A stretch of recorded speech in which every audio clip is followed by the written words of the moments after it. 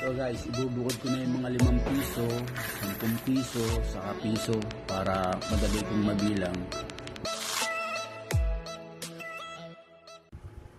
Hello guys, ako Lito, si Gelok Coins TV.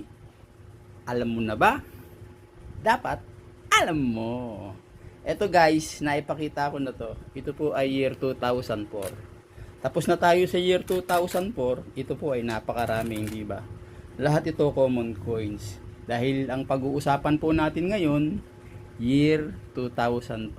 Ito guys, oh. Ito lang ang hawak ko. Year 2005. Dadalawang piraso lang. Ay, biro mo, napakarami kasi nito, oh. Yung 2004, napakaraming ginawa na 2004. Kaya po ito, wala po itong value. Ito po guys, baka meron kayo. 2005 yan. Dadalawa lang guys, oh.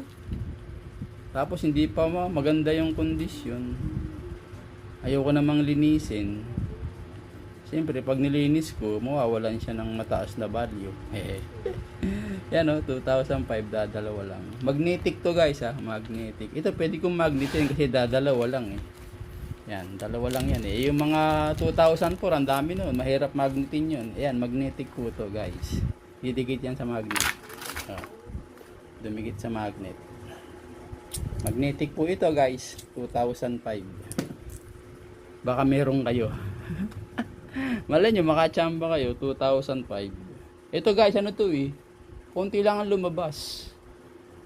Ano siya, nasa 1.3% lang yung naka-record sa numista. 1.3%. Kaya kukunti ang lumabas. Ito po ay semi-hard to find kung tawagin ng mga kolektor. Yan. 2005. Hirap hanapin ito guys. 2005.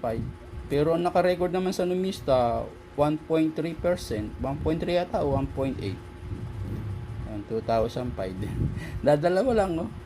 Dalawa lang yung nahunting ko guys. Sa dami ng barya ko na 25 centimo, dalawa lang yung nadali ko.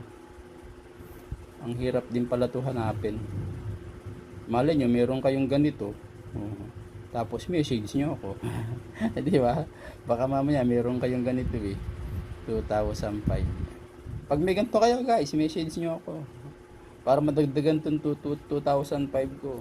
Ano? 2005 yan ha guys ha. Ito po ay magnetic. Yan.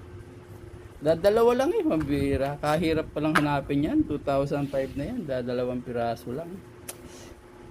Ibig sabihin, pag bumuo ako, dalawa lang ang mabubuo ko kasi dadalawa lang yung 2005 ko eh. O guys ha, baka meron kayo. Baka meron kayong 2005. Yan. Magnetic po siya. Dadalawa lang yun sa akin. Okay guys. 2005 yan. Isunod ko na guys yung sunod naman dyan, pag-usapan natin yung pinaka hard to find talaga.